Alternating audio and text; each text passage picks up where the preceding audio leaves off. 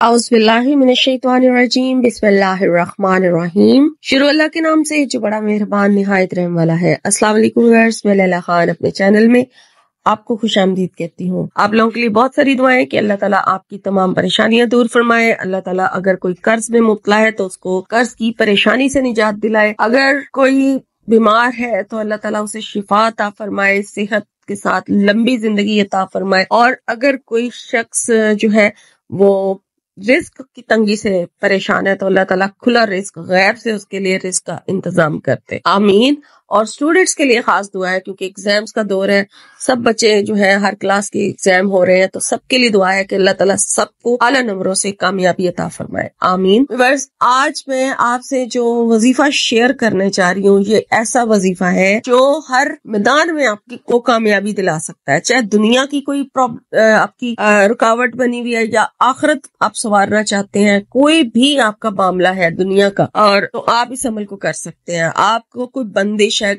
जादू करवाया हुआ है किसी ने, आपको जिन्नात की वजह से परेशानी हो रही है, आपके किसी भी काम में आपको ऐसे है कि जैसे मतलब करते करते एकदम से नाकामी का सामना करना पड़ता है, और आप जब भी कोई काम शुरू करते हैं वो ठप हो जाता है, आपका काम जो है वो नाकाम, आपको नाकामी देखनी पड़ती है, आपका काम हो ही नहीं रहा और आपको परेशानी लाहक है कि ऐसा क्यों होता है। ये अच्छा खासा काम चल रहा था, चलते चलते एकदम से बंद हो जाना, तो ये यकीनन ऐसा होता है कि कोई ना कोई जरूर बंदिश होती है, कोई ना कोई जरूर रुकावट होती है आपके काम के बीच में, या रिश्तों का खास तौर पे मामला होता है, जहाँ रिश्तों का मसला होता है लड़कियों की या लड़कों की शादी के हवाले से, कि रिश्ता तय हुआ हुआ टूट जाता है। कोई ऐसी बंदिश होती है, ऐसा कुछ होता है कि अचानक से रिश्ता टूट जाता है, और या फिर रिश्ता होते होते रह जाता है।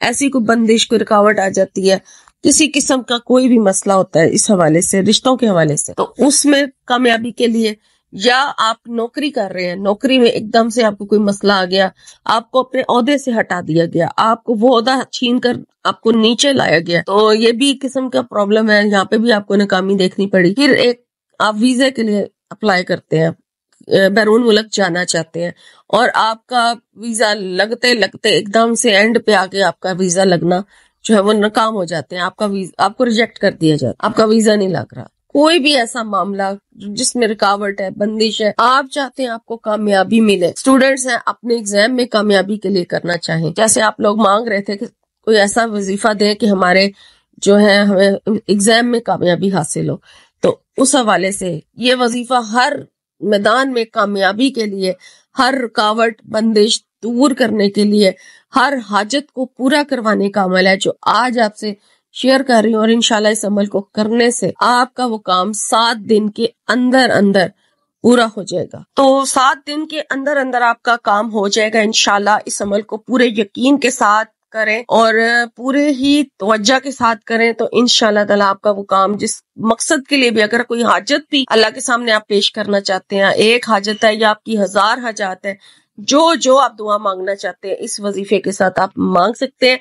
ये रमजान उल मुबारक में किया जाने वाला अमल है खास, जो आपसे शेयर कर रही हूँ। जब भी आपको ये वीडियो मिले आपको ये अमल करना है। खवातीन नापाकी में ये अमल नहीं करेंगी, नापाकी से फारिग होकर लगातार 7 दिन इस अमल को करना है। कोई भी रमजान का दिन आपको मिल जाता है, आप ये अमल शुरू कर दें, और इसको आपने यानी बगैर नागे के करना है, एक दिन भी नागा ना हो, और फिक्स जगह फिक्स टाइम पर करेंगे आप, ठीक है। 7 दिन का अमल है, जगह और टाइम जो है उसका आपने ध्यान रखना है। जिस नमाज के साथ चाहे आप इस अमल को कर सकते हैं, लेकिन बेहतर है कि आप इसे फजर की नमाज के बाद जब सूरज निकल आए तो तब कर लें, इशराक के बाद कर लें, या अगर उस टाइम पे नहीं कर सकते तो तहज्जुद के साथ इस अमल को आप कर लें। एक टाइम आपने फिक्स रखना है, ठीक है, जो टाइम आपको सूट करता है उसके मुताबिक आप इस अमल को करें। और इशराक के साथ मैं इसलिए कह रही हूँ कि फजर के बाद, क्योंकि इसमें नफल नमाज पढ़नी है, तो फजर के फौरन बाद चूंकि नफल नमाज नहीं हो सकती, तो इसलिए मैं कह रही हूँ जब सूरज निकल आए तो फिर आप इस अमल को करें, अगर आप उस टाइम पे कर सकते हैं। अगर वो टाइम आपको सूट नहीं करता तो फिर आप तहज्जुद के टाइम, या मगरिब के बाद, या फिर इशा के बाद, या फिर आप जोहर के साथ इस अमल को कर लें, ठीक है। बाकी आपकी मर्जी है, आपने पहले दिन जो टाइम रखना है, पहले दिन और जो जगह सेलेक्ट किया आपने, 7 दिन उसी जगह उसी टाइम पर बैठ के इस अमल को करना है। अब किस तरह से करना है, पहले आप जब اگر نماز کے ساتھ بھی کر رہے ہیں آپ، ٹھیک ہے، کسی بھی نماز کے ساتھ آپ یہ عمل آپ نے فکس کیا ہے، تو آپ اس نماز کو ادا کرنے کے بعد جو ذکر و اذکار اس ٹائم آپ کرتے ہیں وہ ضرور کریں. کر کے جب وظیفہ کرنا ہے اس کے لیے خاص پہلے آپ نے استغفار کی ایک تسبیح پڑھنی ہے. استغفار کی پوری تسبیح پڑھ لیں اور درود شریف پڑھیں. درود شریف آپ کوئی بھی پڑھ سکتے ہیں، لیکن بہتر ہے کہ آپ درود ابراہیمی پڑھ لیں. اب درود ابراہیمی جو ہے وہ آپ نے 3 مرتبہ پڑھنا ہے. 3 مرتبہ درود شریف پڑھیں.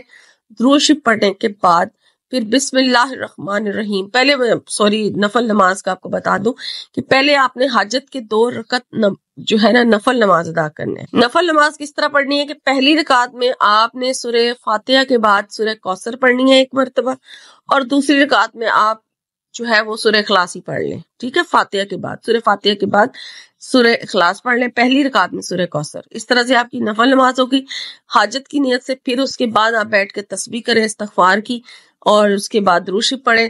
10 درود شریف 3 مرتبہ پڑھنا ہے آپ نے، اور اس کے بعد پھر آپ نے ہر بار بسم اللہ الرحمن الرحیم کے ساتھ سورہ نصر، ٹھیک ہے، سورہ نصر جو ہے اذا جاء نصر اللہ والفتح، یہ سورہ پڑھنی ہے. بہت آسان عمل ہے، مشکل نہیں ہے. صرف 33 مرتبہ آپ نے اس سورہ کو پڑھنا ہے، اور ہر بار بسم اللہ الرحمن الرحیم ضرور پڑھیں. 33 مرتبہ یہ سورہ پڑھیں. اس میں فتح کی، اس میں خوشخبری سنائی گئی ہے.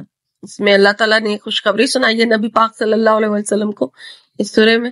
تو آپ اس کے ترجمے پہ غور کریں. اس کا ترجمہ پہلے دیکھیں کہ ترجمہ کیا ہے. پھر آپ کو ذہن میں جب ہوگا کہ ترجمہ یہ ایسا ہے تو پھر کیسے نہیں کامیابی ملے گی.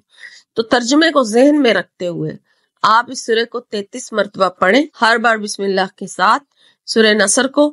اور اس کے بعد جب آپ مکمل کر لیں 33 بار، تو پھر آپ اس کے بعد دعا مانگیں. چاہے آپ بے شمار دعائیں مانگیں، جو آپ کا مسئلہ ہے، بس جو رکاوٹ کا معاملہ ہے، تو رکاوٹ کے لیے کوئی کاروبار پہ بندش ہے، یا شادی کے حوالے سے، یا نوکری کے حوالے سے، یا پھر آپ کی کوئی اور حاجت ہے، کسی قسم کی، کوئی بھی ایک ہے یا 1000 ہے، آپ جو آپ کے دعا اس ٹائم آپ مانگنا چاہتے ہیں آپ ضرور مانگیں، مانگتے رہیں، اور عقیدت کے ساتھ جوڑ کے اپنے رب کے ساتھ اس کو حاضر سمجھ کے آپ کے سامنے آپ کا رب بیٹھا ہے اور وہ آپ کو سن رہا ہے. اس طریقے سے اپنے ذہن میں رکھیں اور دعا مانگتے ہوئے اگر تو آپ کی آنکھوں سے آنسو جاری ہو جائے تو اور بھی اچھا ہے. پھر تو سمجھیں کہ آپ کی دعا جو ہے وہ قبول ہو گئی ہے. اور اس طرح سے دعا مانگنے کے بعد پھر آپ نے درود شریف پڑھنا ہے. ٹھیک ہے، درود شریف پڑھیں، اور اس طرح آپ کا ایک دن کا جو وظیفہ ہے وہ مکمل ہو جائے گا. اسی طرح سے آپ نے 7 دن کرنا ہے. میں نے سارا بتا دیا آپ کو کہ کس طرح سے کر رہے ہیں اس عمل کو. اگر آپ دیکھنا چاہیں ویڈیو آپ کو سمجھ نہیں آئی، دوبارہ ریپیٹ کر کے سن لیں. تو آپ نے اس طرح سے 7 دن لگاتار اس عمل کو کر لینا ہے. اور جب 7 دن پورے ہو جائیں گے تو پھر آپ کا کام جب آپ کا کام ہو جائے گا جس مقصد کے لیے آپ کی اتنی ڈھیر ساری اگر آپ نے اللہ سے حاجت مانگی، ان میں سے کئی حاجات آپ کی پوری ہو جائیں گی، کئی نہیں بھی ہو سکتا کہ نہ بھی ہو، لیکن جو آپ کو لگتا ہے کہ زیادہ ضروری حاجات ہیں وہ اللہ سے بار بار مانگے. ٹھیک ہے، بار بار اپنے رب سے ذکر کریں. اور پھر اس کے بعد جب آپ کا کام ہو جائے تو پھر آپ شکرانے کے نفل ادا کریں، لازمی ادا کریں. جب بھی آپ کا کام ہو جاتا ہے، آپ کی دعا قبول ہو جاتی ہے، تو شکرانے کے نفل ضرور ادا کیا کریں. اپنے رب کا شکر ادا کیا کریں. شکر ادا کرنے سے اللہ تعالیٰ اور زیادہ نوازتا ہے، تو یہ ضرور کیا کریں. اور پھر اس کے بعد آپ کا 7 دن اسی طرح سے عمل جب پورا ہو جائے گا. میں نے آپ کو سب بتا دیا. اجازت کی آپ کو ضرورت نہیں ہے، اجازت لینے کی قطعاً ضرورت نہیں ہے. آپ پڑھ سکتے ہیں، کوئی بھی اس عمل کو کر کے اس سے فائدہ اٹھا سکتا ہے. تو یہ تھا آج کا وظیفہ. اللہ تعالیٰ آپ کو اس کو کرنے کی توفیق عطا فرمائے، اور آپ کو اس سے بے شمار فضائل، برکتیں، اس کے فوائد آپ پر اللہ تعالیٰ آپ کو عطا کرے. آمین ثم آمین.